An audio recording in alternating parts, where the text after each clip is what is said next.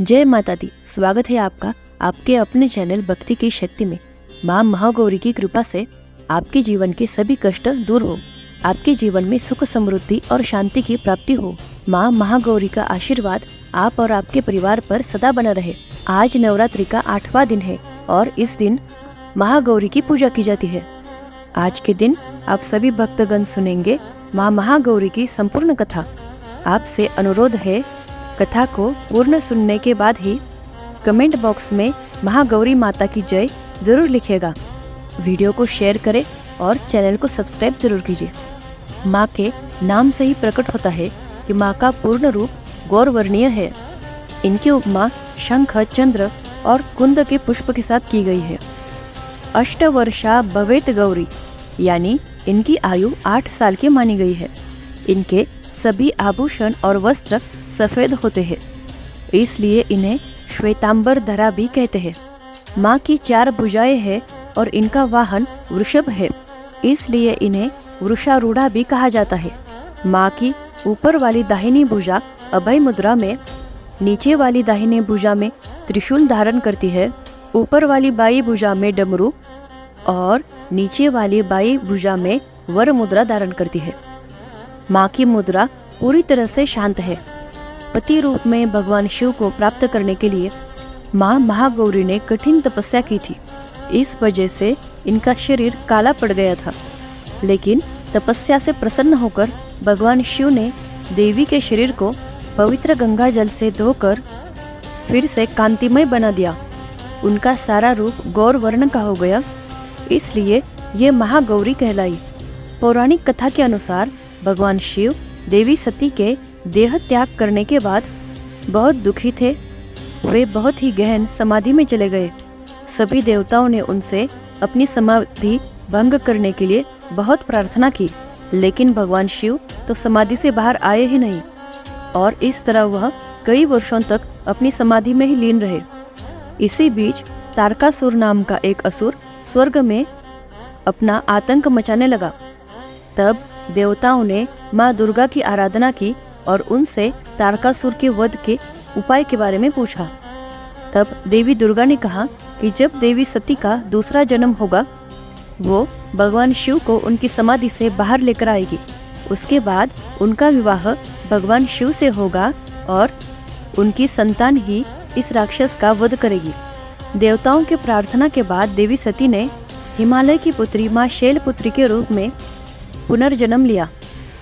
उन्हें माँ पार्वती के नाम से भी जाना जाता है। एक दिन देवर्षि नारद माता पार्वती के महल में पहुंचे और उन्हें अपने पिछले जन्म के बारे में सब याद दिलाया। तब नारद मुनि ने उन्हें बताया कि भगवान शिव को प्राप्त करने के लिए उन्हें कठिन तपस्या करनी होगी, ताकि भगवान शिव को उनके पिछले जीवन के बारे में पता चले। माता पार्वती ने भी अपनी सहमति व्यक्त की और अपने राजभवन और राजमहल की सारी सुख सुविधाओं को त्याग कर दिया। वह एक जंगल में चली गई। वहां पर तपस्या करते हुए उन्हें कई हजारों वर्ष बीत गए, लेकिन उन्होंने अपनी तपस्या का त्याग नहीं किया। उन्होंने ठंड, मूसलाधार वर्षा और सभी मौसमों में अपनी तपश्चर्या जारी रखी। कुछ समय के बाद तो उन्होंने अन्न और जल भी त्याग दिया। अब वे केवल वायु का सेवन करती थी, जिस कारण से उनका शरीर बहुत ही कमजोर हो गया था। अत्यधिक तपस्या के कारण माता पार्वती ने अपनी सारी शक्तियाँ खो दी थी। अंत में भगवान शिव उनके इस कठिन तपस्या से प्रसन्न हुए। उन्होंने दिव्य शक्ति से ये भी जान लिया कि वो ही देवी सती का पुनर्जन्म है। सारा वृत्तांत जानने के बाद भगवान शिव देवी पार्वती से विवाह करने के लिए तैयार हुए। जो कि माता पार्वती ने बहुत कठिन तपस्या की थी, उनका शरीर बहुत ही कमजोर हो गया था और उनके शरीर का रंग भी काला पड़ गया था। इसलिए भगवान शिव ने उनका श्रृंगार किया। भगवान शिव ने अपनी बालों के गंगा से माता पार्वती को स्नान कराया। इस पवित्र जल ने माता पार्वती के शरीर की सारी अशुद्धियाँ को धो डाला। उनके शरीर की मलिनता दूर हो गई और उन्होंने अपनी शक्ति और तेज को दोबारा प्राप्त कर लिया। अब माता का वर्ण गौर हो गया था और उनका दिव्य मुख दिव्य आभा से दमकने लगा। इस कारण से माँ गौरी को इस रूप को माँ महागौरी के नाम से जाना जाता है। तो ये थी महागौरी की कथा। अब सुनिए महिषासुरमर्दिनी स्तोत्र का हिंदी अनुवाद। हे हिमालय राज की कन्या, विश्व को आनंद देने वाली, नंदी गणों के द्वारा नमस्कृत, गिरिवर विंध्याचल के शिखर पर निवास करने वाली, भगवान विष्णु को प्रसन्न करने वाली, इंद्रदेव के द्वारा नमस्कृत, भगवान नीलकंठ की पत्नी, विश्व में विशाल कुटुंब वाली और विश्व को संपन्नता देने वाली, हे महिषासुर का मर्दन करने वाली, अपनी बालों की लता से आकर्षित करने वाली, पर्वत की पुत्री, तुम्हारी जय हो, जय हो, जय हो। देवों को वरदान देने वाली, दुर्धर और दुर्मुख असुरों को मारने वाली और स्वयं में ही हर्षित रहने वाली, तीनों लोकों का पोषण करने वाली, शंकर को संतुष्ट करने वाली, पापों को हरने वाली और घोर गर्जना करने वाली, दानवों पर क्रोध करने वाली, अहंकारियों के घमंड को सुखा देने वाली, समुद्र की पुत्री, हे महिषासुर का मर्दन करने वाली, अपने बालों की लता से आकर्षित करने वाली, पर्वत की पुत्री, तुम्हारी जय हो, जय हो, जय हो। हे जगत माता, हे मेरी माँ, प्रेम से कदम्ब के वन में वास करने वाली, हास्य भाव में रहने वाली, हिमालय के शिखर पर स्थित, अपने भवन में विराजित, मधु की तरह मधुर, मधु कैटभ का मद नष्ट करने वाली, महिष को विदीर्ण करने वाली, सदा युद्ध में लिप्त रहने वाली, हे महिषासुर का मर्दन करने वाली, अपने बालों की लता से आकर्षित करने वाली, पर्वत की पुत्री, तुम्हारी जय हो, जय हो, जय हो। शत्रुओं के हाथियों की सूंड काटने वाली और उनके 100 टुकड़े करने वाली, जिनका सिंह शत्रुओं के हाथियों के सर अलग अलग टुकड़े में काट देता है, अपने भुजाओं के अस्त्रों से चंड और मुंड के शीश काटने वाली, हे महिषासुर का मर्दन करने वाली, अपनी बालों की लता से आकर्षित करने वाली, पर्वत की पुत्री, तुम्हारी जय हो, जय हो, जय हो। रण में मदोन्मत्त शत्रुओं का वध करने वाली, अजर अविनाशी शक्तियां धारण करने वाली, प्रमथनाथ शिवजी की चतुराई जानकर उन्हें अपना दूत बनाने वाली, दुर्मति और बुरे विचार वाले दानव के दूत के प्रस्ताव का अंत करने वाली, हे महिषासुर का मर्दन करने वाली, अपनी बालों की लता से आकर्षित करने वाली, पर्वत की पुत्री, तुम्हारी जय हो, जय हो, जय हो। शरणागत शत्रुओं की पत्नियों के आग्रह पर उन्हें अभयदान देने वाली, तीनों लोकों को पीड़ित करने वाले दैत्यों पर प्रहार करने योग्य त्रिशूल धारण करने वाली, देवताओं की दुंदुभि से दुमी दुमी की ध्वनि को सभी दिशाओं में व्याप्त करने वाली, हे महिषासुर का मर्दन करने वाली, अपनी बालों की लता से आकर्षित करने वाली, पर्वत की पुत्री, तुम्हारी जय हो, जय हो, जय हो। मात्र अपनी हुंकार से धूम्रलोचन राक्षस को धूम्र के समान भस्म करने वाली, युद्ध में कुपित रक्त बीज के रक्त से उत्पन्न अन्य रक्त बीजों का रक्त पीने वाली, शुंभ और निशुंभ दैत्यों की बलि से शिव और भूत प्रेतों को तृप्त करने वाली, महिषासुर का मर्दन करने वाली, अपनी बालों की लता से आकर्षित करने वाली, पर्वत की पुत्री, तुम्हारी जय हो, जय हो, जय हो। युद्ध भूमि में जिनके हाथों के कंगन धनुष के साथ चमकते हैं, जिनके सोने के तीर शत्रुओं को विदीर्ण करके लाल हो जाते हैं और उनकी चीखें निकालते हैं, चारों प्रकार की सेनाओं, हाथी, घोड़े, पैदल, रथ का संहार करने वाली, अनेक प्रकार की ध्वनि करने वाले, बटुकों को उत्पन्न करने वाली, हे महिषासुर का मर्दन करने वाली, अपने बालों की लता से आकर्षित करने वाली, पर्वत की पुत्री, तुम्हारी जय हो, जय हो, जय हो।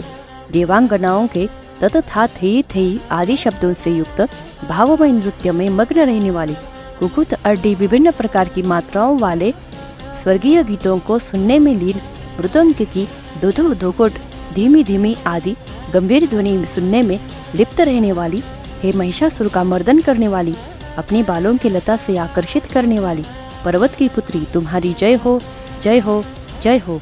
जय जयकार करने और स्तुति करने वाले, समस्त विश्व के द्वारा नमस्कृत, अपने नुपुर के झंझन और झिंझिम शब्दों से भूतपति महादेव को मोहित करने वाले, नटी और नटों के नायक अर्धनारीश्वर के नृत्य से सुशोभित, नाट्य में तल्लीन रहने वाली, हे महिषासुर का मर्दन करने वाली, अपने बालों की लता से आकर्षित करने वाली, पर्वत की पुत्री, तुम्हारी जय हो, जय हो, जय हो।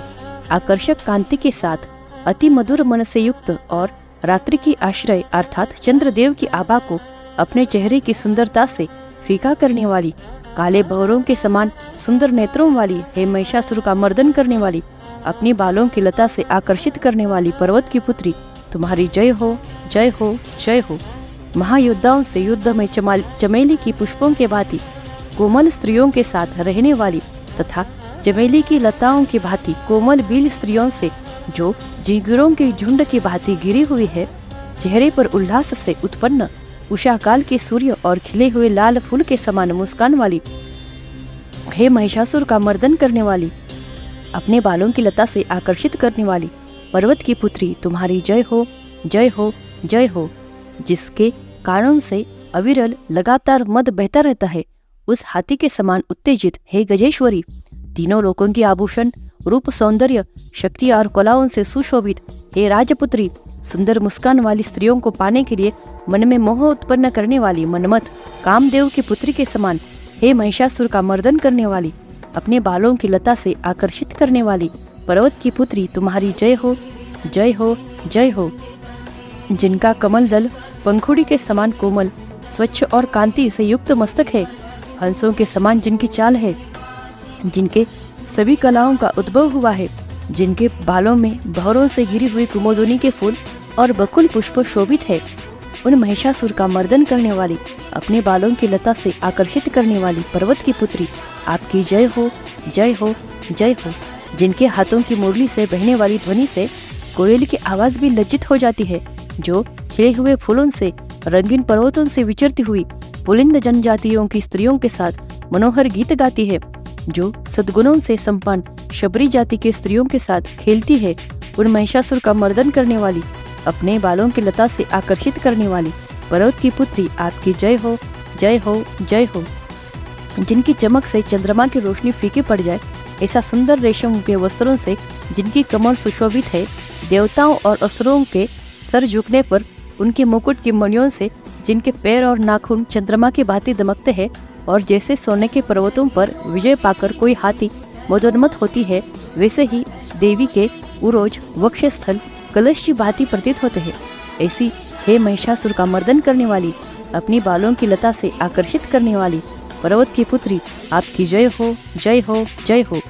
सहस्त्रों दैत्यों से, सहस्त्रों हाथों से सहस्त्रों युद्ध जीतने वाली और सहस्त्रों हाथों से पूजित सूर तारक उत्पन्न करने वाली, उसका तारकासुर के साथ युद्ध कराने वाली, राजा सूरत और समाधि नामक वैश्य के भक्ति के समान रूप से संतुष्ट होने वाली, हे महिषासुर का मर्दन करने वाली, अपने बालों की लता से आकर्षित करने वाली पर्वत की पुत्री, आपकी जय हो, जय हो, जय हो।